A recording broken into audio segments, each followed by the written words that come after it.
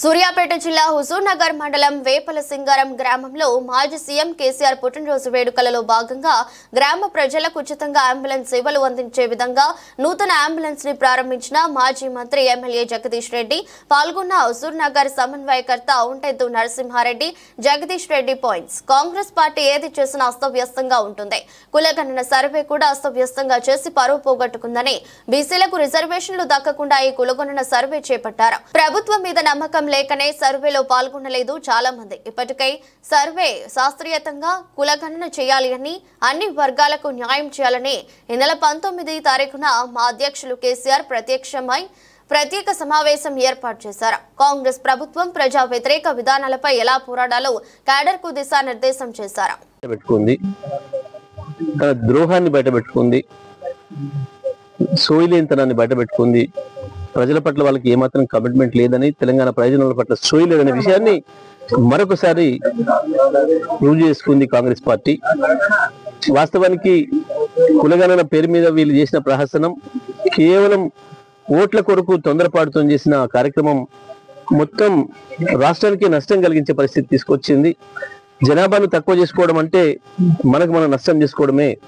ఇవాళ ఢిల్లీ నుంచి రావాల్సిన ప్రతి రూపాయి కూడా జనాభా ప్రాతిపదికనే వస్తుంది.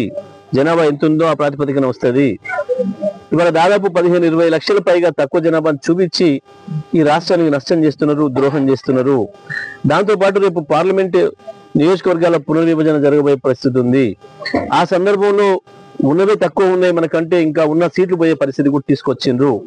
ఈ రకంగా రాష్ట్రానికి ద్రోహం చేసే ప్రమాదం వచ్చింది. రాష్ట్రానికి ద్రోహం చేస్తా ఉంది కాంగ్రెస్ పార్టీ. వీళ్ళ మూర్ఖత్వంతో ఇది కులగణనకు సంబంధించి ఒక అశాస్త్రీయమైన పద్ధతుల్లో, ఒక మూర్ఖ పద్ధతుల్లో ప్రవర్తించింది ప్రభుత్వం. వాస్తవానికి తెలంగాణ వచ్చినాడు SKS లో సమగ్ర కుటుంబ సర్వేలో పాల్గొనాలంటే మొత్తం రాష్ట్రం ప్రజలందరూ కూడా వచ్చి పాల్గొన్నారు. మేము తెలంగాణ బిడ్డలం, మా అడ్రస్ ఇక్కడనే ఉండాలి అని చెప్పి వాళ్ళు వచ్చి ఇక్కడ నమోదు చేసుకొని పోయినారు. కానీ నిన్న మనం చూసినాం, ఆనాడు 1,50,000, 2 లక్షలు, 3 లక్షలు కూడా ఖర్చు పెట్టుకొని ప్రజలు వచ్చి ఇక్కడ వాళ్ళ పేరు రాయించుకొని పోతే, మొన్న వీళ్ళు పంపించిన ప్రతినిధులకు పోతే కొంతమంది కుక్కలు వదిలిపెట్టిందని, కొంతమంది ఊర్లో ఇళ్లలోకి రానివ్వలేదని, మీ మీద నమ్మకం లేదని ఎలగొట్టిందని చెప్పి మంత్రులే స్వయంగా ప్రకటించుకున్నారు. ఇంత మించిన సిగ్గుమాలిన పనికి ఒకటి ఉండదు. మంత్రులే ఆ రకంగా ప్రకటించుకోవడం అంటే, పోయిన ప్రతినిధి ముఖ్యమంత్రి మంత్రి ప్రతినిధిగా పోయిండు అంటే, ముఖ్యమంత్రి మా ఇంటికి వస్తే మేము కుక్కలు వదులుతామని చెప్పి ప్రజలు చెప్తున్నట్టుగా భావన. ఈ సోయి కూడా లేకుండా మాట్లాడుకుంటున్నారు మంత్రులు. ఒక ప్రభుత్వ ప్రతినిధి, ఒక చిన్న అధికారి, సిబ్బంది ఎవరైనా కావచ్చు, మన ఇంటి మీదకి వచ్చిండ్రు అంటే వారి ప్రతినిధిగా వచ్చిండ్రు. మరి వారి ప్రతినిధిగా వచ్చిన వాళ్ళని ఆహ్వానించాలి. ప్రజలకు మీ మీద గౌరవం ఉంటే. కుక్కర్ని పెట్టి గెంటించి మిమ్మల్ని గెంటేసిండ్రు అని అంటేనే దాని అర్థం అంత హీనంగా ఉంది మీ పరిపాలన, మీ మీద ప్రజలకు అంత గొప్ప అభిప్రాయం ఉంది అని అర్థము. మీరు చేసిన ఈ పనికి మాలిన పని ఇప్పటికే రాష్ట్రానికి నష్టం కలిగించే పరిస్థితి వచ్చింది. మరొకసారి కులగణను పూర్తిగా శాస్త్రీయమైన పద్ధతుల్లో, ప్రజలందరికీ విశ్వాసం కలిగించే పద్ధతుల్లో అది నిర్వహించాలి తప్ప ఏదో వాళ్ళ రహస్యాలు తీసుకుంటున్నామనే ఒక అనుమానాన్ని కలిగించే పద్ధతుల్లో 75 రకాల ప్రశ్నలు వేసి వేధిస్తామంటే ఎవరు కూడా ప్రజలు ముందుకు రారు.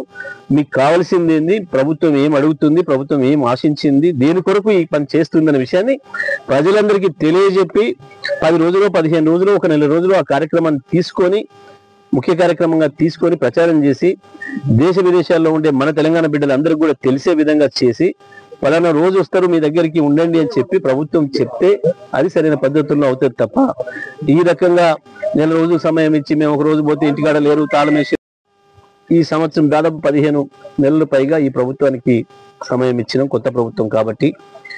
కేసీఆర్ గారు వాస్తవానికి ముందుగా మాకు 6 నెలల వరకు ఓపిక పట్టండి, ఈ ప్రభుత్వం కొత్తది, అనుభవం లేని వాళ్ళు ఉన్నారు, చూద్దాం వాళ్ళు ఎట్లా చేస్తారో, తొందరపడొద్దని చెప్పారు.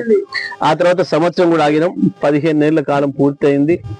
ఈ ప్రభుత్వం అభివృద్ధి వైపు నడిచే పరిస్థితి లేదు, చాలా మూర్ఖంగా పోయి అభివృద్ధి నిరోధక ప్రభుత్వంగా తయారైంది. మరి ఇటువంటి పరిస్థితులలో ప్రజలు మొత్తం కూడా ఎదురు చూస్తున్నారు. ఈ ప్రభుత్వం మారాలన్న కోరిక ప్రజలు కనబడుతుంది.